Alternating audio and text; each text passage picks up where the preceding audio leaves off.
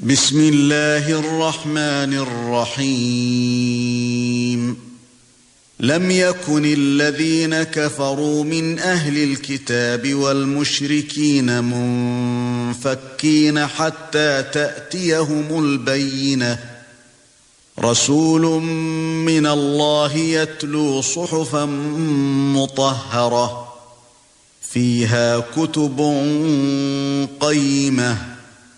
وما تفرق الذين أوتوا الكتاب إلا من بعد ما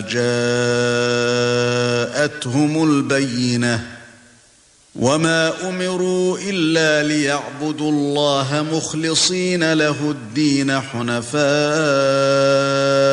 ويقيموا الصلاة ويؤتوا الزكاة وذلك دين القيمة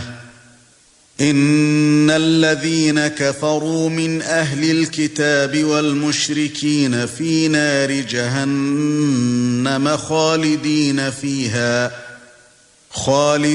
فيها أولئك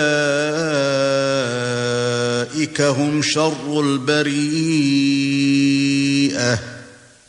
إن الذين آمنوا وعملوا الصالحات أولئك هم خير البريئة جزاؤهم عند ربهم جنات عدن تجري من تحتها الأنهار خالدين فيها أبدا رضي الله عنهم ورضوا عنه